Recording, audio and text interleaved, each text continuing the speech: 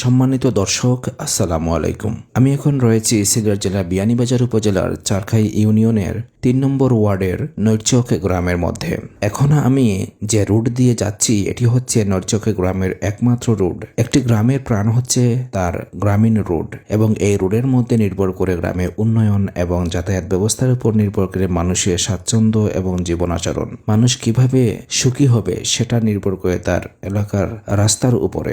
রাস্তা যদি ভালো থাকে তাহলে মন থাকে ফ্রেশ, মন ভালো থাকে এবং মনের মধ্যে একটা প্রশান্তি বিরাজ করে। প্রিয় দর্শক, এই রুটটি হচ্ছে এমনই একটি রুট যে রুটের মধ্য দিয়ে অত্র এলাকার নৈরচক এবং পাশাপাশি কুমরাইন এলাকার মানুষও যাতায়াত করে থাকেন। দর্শকবৃন্দ, ২০২৪ সালে জুলাই আগস্ট মাসে যখন ভয়াবহ বন্যা হয়েছিল, বন্যায় পানিতে প্লাবিত অবস্থায় ছিল এই নৈরচক গ্রামের একমাত্র রাস্তাটি। আমি এখন যে রাস্তা দিয়ে যাচ্ছি এই রাস্তাটি বন্যার সময় ২০২৪ সালের জুলাই আগস্ট মাসে প্রায় ৪ থেকে ৫ ফিট উচ্চতায় পানি ছিল। কিছু কিছু জায়গায় ২ ফিট ছিল, ৩ ফিট ছিল।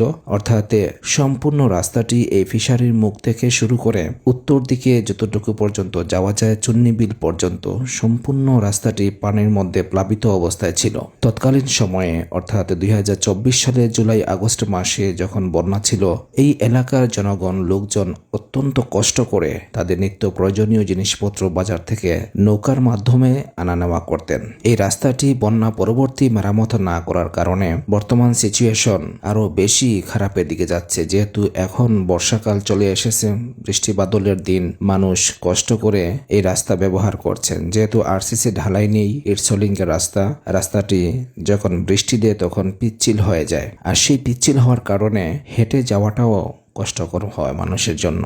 আবার মোটরসাইকেল অথবা সাইকেল অথবা অটোরিকশা বা সিএনজি লাইটেসের নোহা নিয়ে যাওয়া এই রাস্তা দিয়ে এখন পসিবল নয়। বর্তমানে আপনারা দেখতে পাচ্ছেন যে দুই পাশে মাটি দেয়া হয়েছে।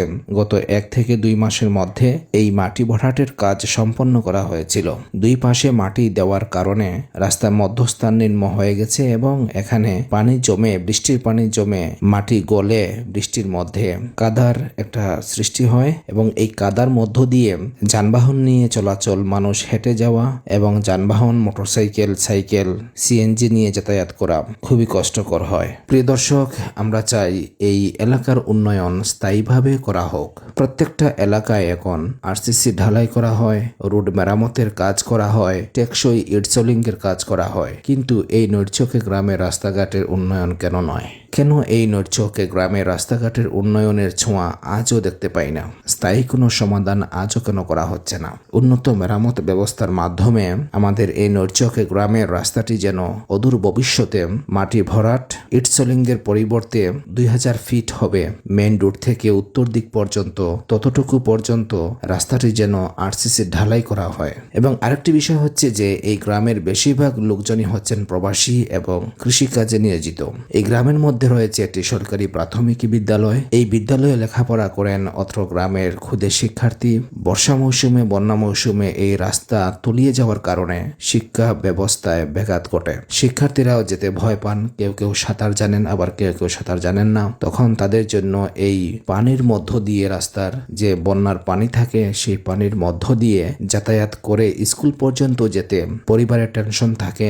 শিক্ষার্থীর মধ্যে ভয় বিরাজ করে যে সে আদৌ স্কুলে পৌঁছতে পারবে কিনা, আর যদি স্কুলে পৌঁছেও যায় আবার বাড়িতে নিরাপদে ফিরে আসতে পারবে কিনা। এই যে একটা ভয়ভীতি, এটা দূরীকরণ করার জন্য অন্তত হলেও এই নৈরচক গ্রামের রাস্তাটি যেন পুনঃমেরামত, আরসিসি ঢালাই এবং সর্বোপরি জনগণের স্বাচ্ছন্দ্যে চলাচলের জন্য একটা সুব্যবস্থা যেন কর্তৃপক্ষ করে দেন। আমরা আশা করব এই ভিডিওটির মাধ্যমে হলেও যদি মেসেজটা স্থানীয় প্রশাসন, ইউনিয়ন পরিষদ সহ উপজেলা পরিষদ, জেলা প্রশাসন পর্যন্ত গিয়ে পৌঁছায় এবং এলজিইডি কর্মকর্তা বৃন্দের দৃষ্টিগোচর হয়, আপনারা একবার এই রাস্তাটি দেখে মনিটরিং করে একটা আশু স্থায়ী সমাধানের ব্যবস্থা করে দিবেন।